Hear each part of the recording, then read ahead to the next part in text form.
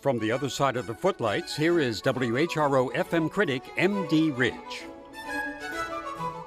There is much to like in Virginia Opera's production of The Flying Dutchman, which opened at the Harrison Opera House April 8th. First off, the singing was spectacular. Soprano Christina Peer, who sang Ariadne so beautifully 2 years ago, was the heroine, Senta, besotted by a portrait of the legendary Flying Dutchman and dreaming of saving him by loving him faithfully, even to death. Peer's lovely soprano has the rare combination of Wagnerian power and uncloyed sweetness. Her aria, May You Find What You Seek, was simply breathtaking. Her sublime singing was even more of a triumph for having overcome very peculiar directorial choices and horribly unflattering costumes. Senta's father, Daland, is a merchant sea captain with an eye for monetary advantage. He's at home on his ship with his crew very much in charge of his own life and theirs. Tempted by the Dutchman's chests of gold, Daland seals his daughter Senta's fate.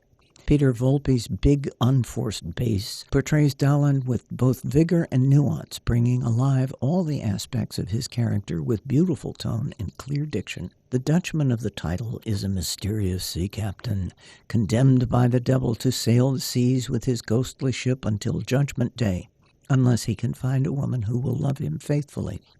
Only once every 7 years can he go ashore to seek her, and this is his last chance. Baritone Wayne Tiggs brings a big voice, a commanding physique, and a menacing darkness to the role. When the Dutchman meets Senta, she's rapturous, but he seems skeptical. Every time she tries to touch him, he backs off. Hardly a passionate response, but it's another of those peculiar directorial choices. In the opening scenes, tenor Peter Blaylock, who sang Toby in Virginia Opera's Sweeney Todd last season, is absolutely marvelous as the steersman. In contrast to the general darkness, his sunny, open sound shines very brightly indeed.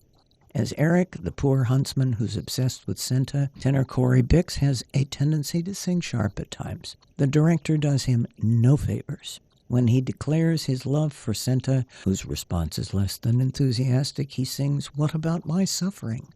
That's supposed to be a heartbroken statement, not a petulant, "What about me?" It brings laughter from the audience.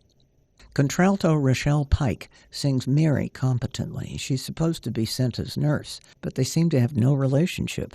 A severe costume and stony demeanor make her more unsympathetic than necessary. Both the men's and women's choruses sound wonderful and sing with great gusto. This Flying Dutchman is director Kara Widzer's remounting of a successful production at Glimmerglass, using many of the same visual elements. The climbing towers on either side of the stage bring a vertical dimension. The ship's line used to reef the sails are neatly coiled after use, as they would be on a ship. The rigging of the Dutchman's scary vessel is outlined against a blood-red background with weird wraith-like crew members in bizarre, half-dead positions on the rigging. That's all to the good. What's not good is the thick ropes dropping from the ceiling or heaven or wherever. They make no sense at all, and bell rigging is not a part of this opera. The local girls start braiding the ropes. It's the spinning chorus, not the braiding chorus. Their initial mime was much more attractive. One feels desperately sorry for Peer. The director has her sinking to her knees again and again and having to get up. When she must climb onto the towers, she carefully wraps her hand in a supporting band so that she doesn't fall and has to sing in that odd position. When she meets the Dutchman, she has to walk around still clutching his portrait instead of reacting to the man in front of her. That, too, gets snickers from the audience. The final denouement, when Senta strangles herself in despair, pushes suspension of belief way past reasonable boundaries.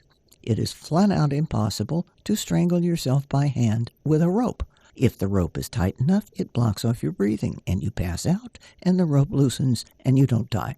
Why couldn't she just jump into the sea, as Wagner intended? Beware the director with a concept, especially one that does not respect the composer's intent. Conductor Adam Turner was fine, although the overture felt very long. Nothing got exciting until the curtain came up. Fortunately, the singing was absolutely glorious. From the other side of the Footlights, I'm M.D. Ridge.